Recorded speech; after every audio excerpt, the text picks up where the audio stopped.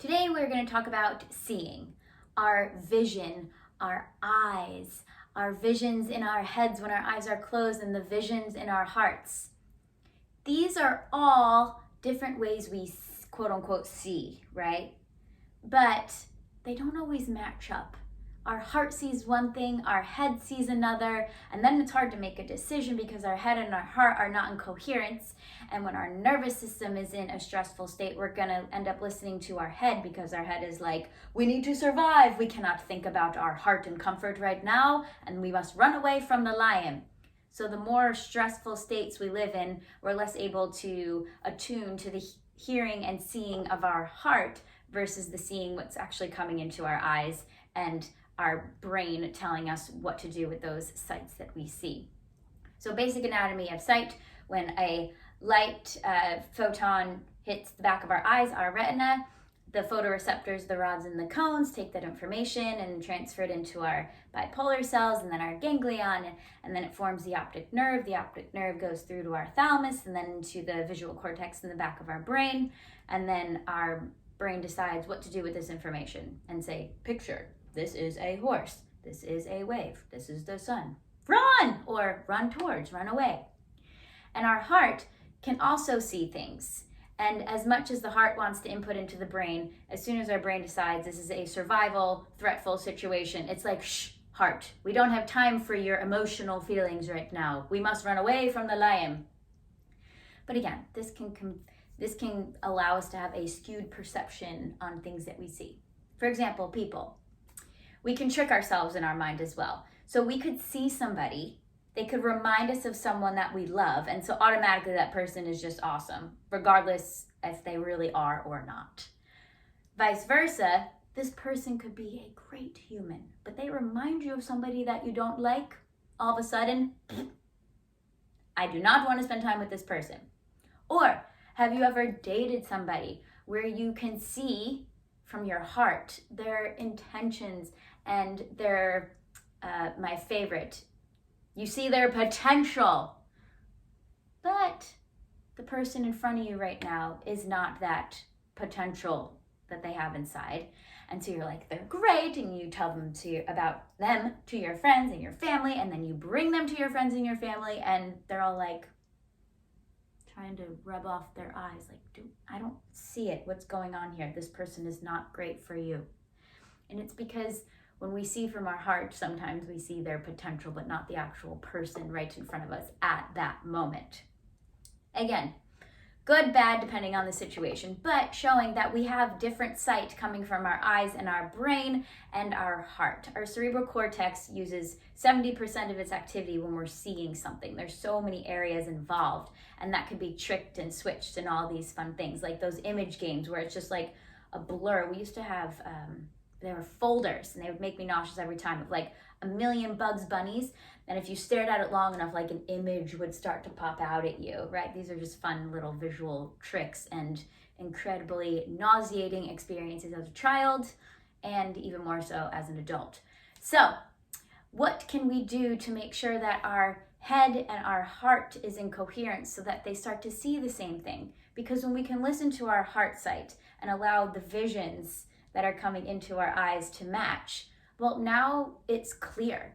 Our goals are clear, our decisions are clear with what's around us and within us. It allows us to make choices, it allows us to live in harmony with ourselves and the environment around us. And it just makes life a lot more peaceful.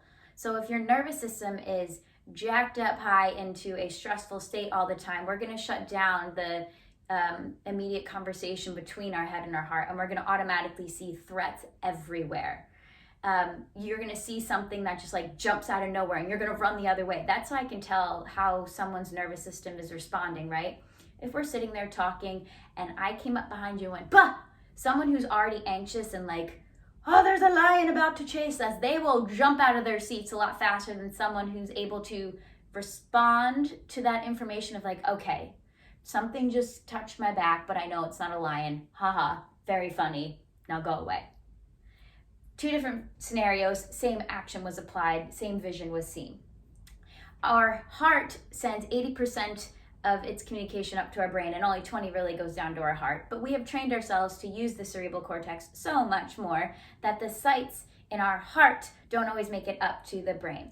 So meditation is a great way for us to see what's in our hearts and allow that information to travel up the vagus nerve into the brain and take in a situation or handle something personal we have going on inside. Meditation slows down our brain waves, puts us in a parasympathetic state, and allows us to open up our visual perspective. Yes, there's the visual perspective that we can see because of the limitations that our eyes can take in. There's only so many wavelengths that the eye is capable of seeing. It doesn't mean that there's not more out there. It's just that's the limitation of the eyes, but the heart can see past that visual spectrum and can give us insight to the consciousness that we're surrounded by and the consciousness within us. So again, this is another life hack I like to call, where we can see past our capabilities. And this, again, will let us see the bigger picture of things. So if we have to make a decision, sometimes microanalyzing it will just burn your bridges in your head, will go spinning, because it's actually, we need to see the whole picture, not just what we can see with our eyes. So again, allowing space and time for our heart to share what it sees up into our brain may change your perspective on something. It may allow you to come up with a conclusion that you wouldn't have come up with if you just constantly kept Googling the answer. We need to listen to our intuition, our heart sight. I find that the plant medicine of cacao is incredibly helpful because cacao is known as the heart opener. Scientifically, yes, she's a vasodilator. She increases your heart rate, so you're going to get more oxygen to your brain. So again, you're able to think more clearly. You're able to focus. And when you have turned your intention to focus inward, well, now you're able to see more clearly what's going on inside of your heart. And spiritually as well, when we can open up our heart in this space, we come into this sense of our higher self, which is very vibrationally based, which our heart is the largest electromagnetic field, and nuclear power plants are nothing compared to the electromagnetism of our heart. Animals can feel it, babies can feel it, other humans can feel it before they're able to integrate what they're actually seeing in front of them.